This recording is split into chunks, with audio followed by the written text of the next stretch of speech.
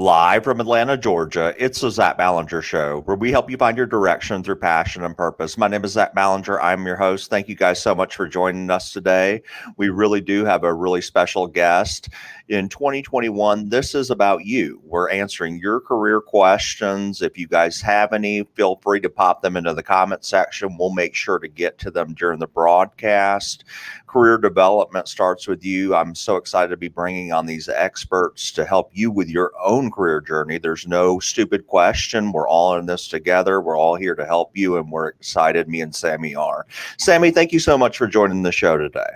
Yeah, thank you so much for having me, and it's so cool to see that you're based in Atlanta, because that's only about 4 hours north of where I am in Gainesville, Florida. Awesome. So that close connection. So Sammie, before we jump in and start helping some of these people with the questions, do you mind to tell us a little bit about your background? Yeah, definitely. So I would say in total, I have about 4 years or so of career services or career development experience. I started working in career as an undergraduate student. So right at the age of 18, working at Carnegie Mellon's Career and Professional Development Center as a student. And so throughout that time, I was reviewing probably hundreds of resumes, providing support for career fairs, and going into first-year residence halls, giving workshops. And so that's what led me to studying higher education, where I did get more of a specialization in some of that counseling psychology and some of that helping and support, as well as diversity and inclusion, and of course, career services. So right now, I serve as a career coach at the University of Florida, more specifically for students in the College of Agricultural and Life Sciences, which really ranges in about 25 to 30 or so different disciplines, which is an awesome interdisciplinary program and opportunity to engage with folks who engage in science and arts and social sciences in such unique ways through agriculture. Additionally, I'm launching my own career coaching business, Chaos to Choice Coaching, where I help academics and grad students reframe their chaos to choice in their job search. Awesome. That's so great. Thank you for shedding the light a little bit on your background. So let's jump into these questions. We did have a few that came in. So the first one that I really I like this question is that someone asked, how do humble people come across as confident in job interviewing?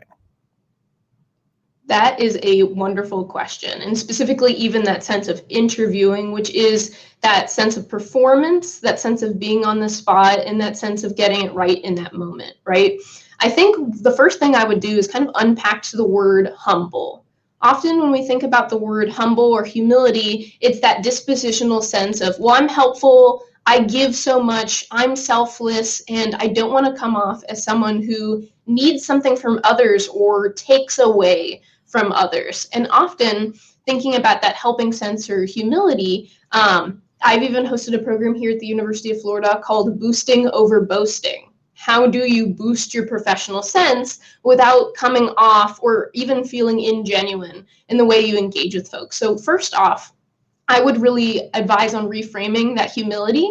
How can you sharing your experience? How can you be sharing your unique value and your unique perspective that allows you to help even more folks if you're able to elevate to a new level, right? Through an interview, elevate to a new position because you've been promoted, or to a new organization that might have a larger reach. So definitely unpacking that sense of humility, especially if that's one way you would really describe yourself to a lot of other folks. And so another exercise I would encourage is to reach out to 3, 5, 10 folks that you really value and see what are the descriptors they come up for you. It might not always be that humility, and what other senses of your personalities or skills can you really focus on? And again, boost that perception, boost that exposure to who you are, which is not always the same as, well, I'm better than everyone else, let me tell you why. Exactly.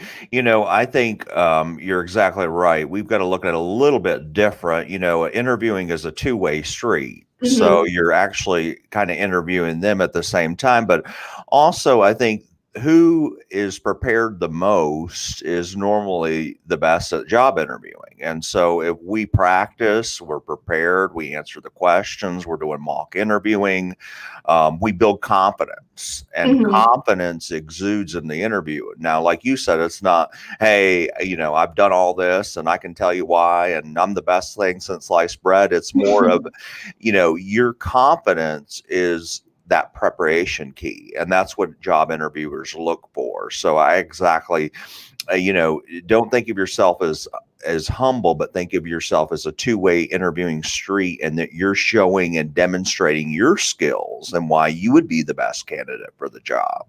Yeah, and additionally, when you're a representative for an organization, they probably wouldn't want you to be exclusively humble and not talk about how amazing the organization is. So when you show those skills of being able to project yourself in a really positive light, in a way that really lets a lot of folks know who you are in one go, they feel like they can rely on you as a representative for the company, whether it is in HR, which tends to be kind of more of those roles, or even IT, or training and education, or things within the organization, because that retention and that sense of pride, or that sense of feeling confident and comfortable in the organization, is really crucial as well. And the next question that comes in, it says, what are some of the strategies or tips that we can, let's say you're a college student, you're just starting, you're trying to figure out these things as far as career. What can they do right now? What are some strategies they can do to find something that they want to do later on in life? Okay, yeah. So how do they gain some clarity and maybe even some of those first steps to finding a career that they want to do long term? Is that right? Yes. Yes. Often one of the things that can be really helpful for folks, and especially younger folks, so even folks right at the end of high school or start of college, is they often focus a lot on their strengths. I'm a very dependable person. I have a lot of initiative. I've taken a lot of responsibility, but sometimes not as much on those skills. And the skills would be kind of, how do you execute something in a specific experience, right? If you've been a mentor or a tutor, you might have specific teaching skills. And teaching itself is a really huge umbrella. It's not just in-person education. There might be the one-on-one component. There might be more of a skill in advising or supervising, for example. And so breaking down some of those larger umbrellas of skills, okay, leadership, okay, how do you break that down? Teaching, how do you break that down? Management, technical skills, definitely that needs to be broken down, right? And so I think breaking down those skills can be really helpful. And so then with that, once they're broken down, it's a lot easier to see, okay, this experience would allow me to practice that more. Or I now have more of the language to talk to my friends, my family friends, my peers, my colleagues, and build my network and let them know I want to build these skills so that they can help me find opportunities, or I can even create my own opportunities, right? Writing in a blog, creating my own passion project, volunteering, or supporting another volunteer project. And you mentioned passion project. I've heard that word. Could you describe that for us, what that is to the audience? Yes. So a passion project would be any type of media-based or any type of event-based work that allows you to build upon your strengths and skills, or build new strengths and skills in an industry or area that you're interested in. So that when you're talking to recruiters, employers, or even your network, you can say, this is a tangible way that I've built this skill. This is how I can show you that I've done this. And it often is really helpful for folks to navigate employment gaps, or even just navigate being able to do something that they're really passionate about, that maybe is more than a hobby to them, while in tandem working full-time or part-time. Awesome. Thank you so much for that advice. Very spot on. The next question comes from a senior. I'm going to try to summarize this, but I'm a senior in college. Most of the jobs I'm looking at always all say they require 1 to 2 years experience. How is one supposed to get experience when they don't have any coming right out of college? Yeah, no, that can definitely be frustrating. And I think just in general, there is an issue with postings that are labeled as training or entry, where they are requiring a significant amount of experience, right? 1 to 2, 3 to 5 years of experience. That's definitely something that the HR field is addressing right now. And so for some folks, these positions really just are impossible in that sense. And we recognize even right now during COVID-19 and often in different recessions, because of the shift in the market, there's a lot more folks who happen to have that 3 to 5 years of experience who are looking for entry-level roles because that's all that's open. So that's one reality I just wanted to highlight. But additionally, when you're thinking about experience, I know that employers, and I talk to employers as part of my role here at the University of Florida, they consider volunteer experience and unpaid internships and some of those types of experience as equal to paid internships or other types of experience. So really leveraging that volunteer experience. And when I say volunteer experience, I don't mean one time you worked for 2 hours at the local animal shelter, but I do mean more of a long-term committed impact with an organization where you can even show that you've built skills, you have supervisors who are willing to vouch for you and be references or recommendations for you. So definitely, I think that volunteer experience can be a really great option. And a lot of these organizations, nonprofits, for example, look specifically for high school students and look for folks who are in the local area so that they can be continuing to build that talent over a number of years. Yeah, great advice. And, if you're a senior right now, and let's say you don't have a lot of work experience, you haven't done the part-time jobs or the volunteering or the internships, it's okay. Actually, I didn't do any of them, even though I advise everybody to do them. Me But, neither. I had the part-time jobs, but I didn't leverage them that well. And I would say that we discount those a lot of the times. I worked at a gas station in college, and it was really impressive to my employer because they saw that as, I was like, well, big deal. I work at a gas station. They're like, yeah, but that shows responsibility. You ran your own store. You kept track of the finances. Obviously, they trusted you with the store. You showed up. You worked hard. You stayed there 3 years. So that can matter as far as your leverage. And I would say don't hesitate to apply for a job if it says looking for 1 year of experience, because oftentimes on the job's description, that might be their golden candidate, but they may not be able to get that type of candidate for certain roles. I know in the sales world, a lot of them say, well, we'd like 3 to 5 years of sales experience into industrial equipment. Well, guess what? That's really few and far between. So they may not be able to get that, but people apply with different backgrounds, different opportunities. So I would continue to apply. I think the key is having a contact at that company. And that's where your LinkedIn comes in, where you're cold calling people, you're reaching out to them, you're connecting with them, you're asking them for a virtual cup of coffee. During COVID, that's been one of my suggestions. I know students don't have a lot of resources, but it doesn't take much to do an Uber Eats, and we're not doing these every day. So once a month or a quarter, you're budgeting out $10 where you send some food to somebody's house and you say, hey, can I have 30 minutes to pick your brain about the company? And you'd be surprised at how those connections can really guide you into a different way.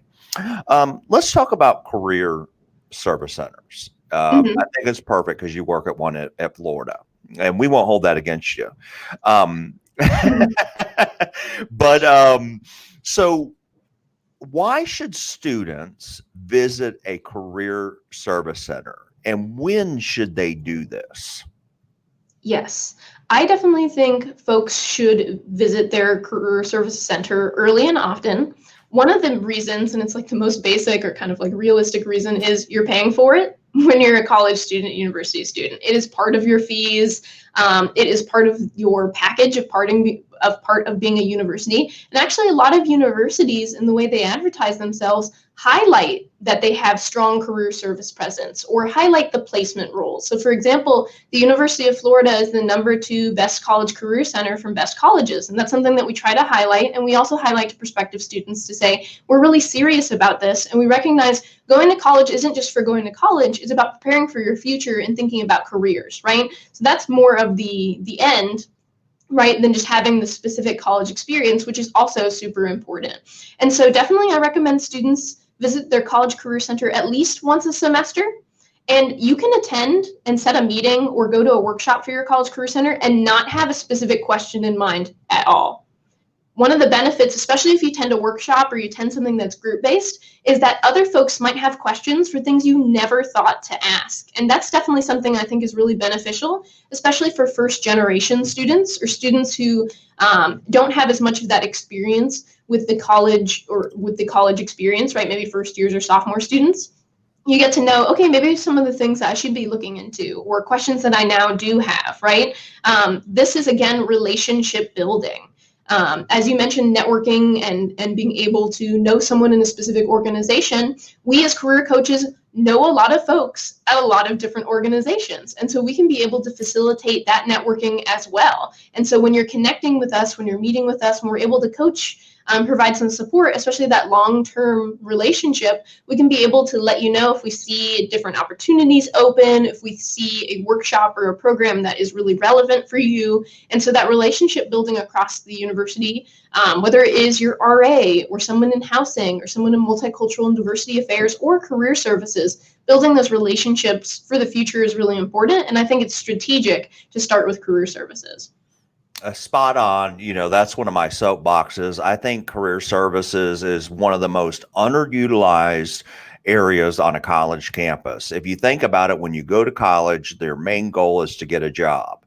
Why are you not in your college career centers immediately once you get on campus and start to engage them? You said it best. You guys work with employers that are hiring college students. Well, guess who knows those employers? You guys do. Yep. And second of all, when you get out when you're working a long time, I encourage professionals to get a career coach, to hire one.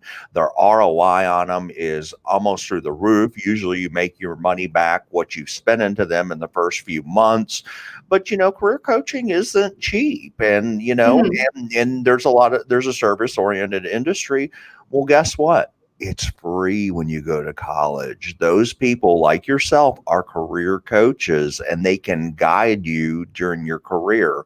What better way to have a contact with a career coach right at the University of Florida? And so I just want to shed the light on kind of enforcing what you said. And thank you for making those points. Of course. And as a career coach at a university, I also have my own side career coaching business. There's a lot of folks who do that. So it's like getting that same type of advice, right, from folks who practice it and work in this every day. Awesome. Resume questions. So a student asked, how many pages should a resume be? Having a hard time working through my summary. Any tips for job descriptions on the resume? Yeah. So regarding resume page length, one way I like to frame it is to practice or to attempt to see what you can do to have your resume be one page. What exactly is the most relevant information from that first page? Because even, for example, reviewing LinkedIn, I use LinkedIn as a way to grow my own professional development as a coach and then bring those tips to students at the University of Florida as well as in my own coaching business. And so with that, a lot of recruiters, that first half of the first page of a resume is super crucial. And so if you're worrying about page 3 and 4, for example, which you shouldn't be, especially unless you have like an academic CV, for example, 1 to 2 pages is kind of more of the rule of thumb, especially for undergraduate college students or like start of grad school. Why are you worrying about the second page as much when that first half of the first page is so crucial for folks, as well as kind of the left side of a resume where folks are reading the name, the titles, as well as the organizations or companies that you've been able to support as an employee or as a volunteer. And so with that, just attempt, use an hour or 2 or so to think, what is the most relevant information to be on page 1? And if you have so much more relevant information, then that's valuable to be your page 2. And I know a lot of recruiters have kind of like, and I also have this bias as well, is if you're going to go to the second page, complete that second page. And so again, try for that first page to make it important. And so regarding that first half of the first page, right, you mentioned that summary aspect, that's becoming a lot more popular on resumes because again, they're scannable documents. They are documents that recruiters don't want to spend more than like 10 seconds on or so, and they want to skim and see, okay, it has this person really tailored it not only to this industry, to this company, but to the specific job description, as you mentioned. And so I know one pet peeve for a lot of recruiters is when folks copy and paste the job description and they think they're done. I tailored it. What you want to do is you want to use those keywords and paraphrase them. You want to use the same words. You want to include them in your own descriptions, but you need to focus on your accomplishments and your impact a lot more. I was actually talking to a talent acquisition person yesterday, and she mentioned that she really looks for quantifiable information and quantifiable results. With that, the number of times I've read resumes where folks say, I worked in a team. How many folks were on the team? Who was on the team, for example, right? Maybe you were able to, as a social media chair for a student organization, increase the engagement by 15% because you have those analytics, you can kind of review them. Sometimes I've heard students reach out to their managers, especially even for past internships, and say, hey, do we happen to have numbers? Do we happen to have data? So that's a little bit more of a reactive strategy, right? Kind of going back to your past experiences and looking for those numbers. So being proactive is super important. Having an email folder in your email that says happy, right? For all the thank yous you've gotten for folks, or for all the information that can be helpful for you tailoring your resume, is really important. So making sure that it is borrowing words from the job description, it's more focused on your impact, and you have those quantifiable results in that summary piece. And then you are giving some more detail in your resume and even more detail in your cover letter and then interview. Such great advice. Quantifiable is absolutely real. That's what people are looking for nowadays. They want to know, okay, so you took on a leadership responsibility. What did that lead to? What did you grow? What was the percentage of sales? What was the end goal? I enhanced this curriculum for customer service training. What did it do? Well, it increased satisfaction among customers, and we actually had an ROI increase of 5% amongst the department. So they want specifics, like you said, quantifiable results that can make it happen. And so important. Thank you so much for clarifying that. Now, the next question comes in for somebody who says they want to go on to do post-secondary education. They want to get their master's, they want to get their PhD.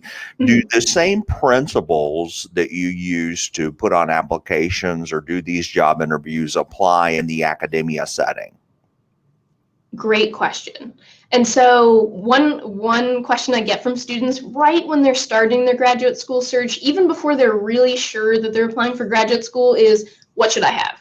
And each school asks for so many different things. And so you really need to have that clarity of why graduate school, why master's versus PhD, why this specific discipline or couple of disciplines, because it's okay to apply for a couple of disciplines, but if you're completely unsure, they're completely polar opposite to each other, there's some clarity work that needs to be done there. There needs to be some time reflecting and getting a sense of your path.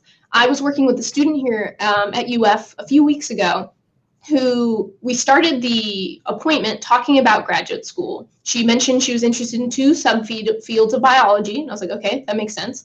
And she wasn't sure what programs to be looking into. And so we started our conversation a little bit more about networking, right? For academic roles, it is crucial, if you know which programs you're interested in, to connect with the faculty, with the staff, and with other students there. Because a big part of the academic of being part of a graduate program is that research or having that direct advising or mentorship from a faculty member. So knowing what their work is, reading their publications, and getting a good sense of that fit is really important. But as we were working together, I realized, and through asking some strategic questions, and that's one of the benefits of coaching, right, is you get some of those strategic questions asked to you that you might never have asked yourself, or some of your peers or friends might not ask you, right? And I asked her, what is the goal for your graduate education? What are you hoping to do? And her goal was to work at a rehabilitation facility for animals, specifically horses. And so the next question I asked her was, do you know if folks working in that area have these graduate degrees? She paused and she said she didn't know. And so we decided to work backwards from where her goal was to get a good sense of, okay, what are the types of skills you need to be in this role? What's the type of education that you need in this role? And who can you talk to get more of an insight about moving into a master's program or a PhD program to then get into that specific career path? Such a great story because it happens all the time. We think we need this degree to do this. We think we need to do this degree with this. And then so many of the times you'll talk to people and they'll be like, well, I don't have a master's in computer engineering. And I'm a software developer.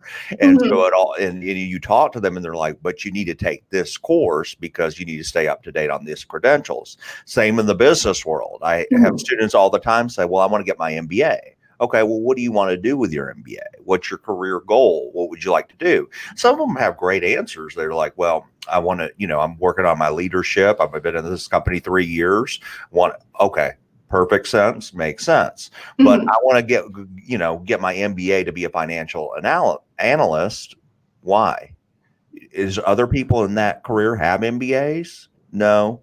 Well, and then you learn that and you're like, well, why can't I just go into the marketplace and fulfill my passion right now? And not to poo-poo on secondary education, because I think it's very important, but you can always go back and obtain a degree as you go. But like you said, let's work back from the start. Let's get you started before, because the last thing you want to do too, Sammie, I think you might agree with this, is you get your master's and you're still in the same boat and it didn't help you any. And then you basically got a piece of paper for, when you could have been already in the marketplace.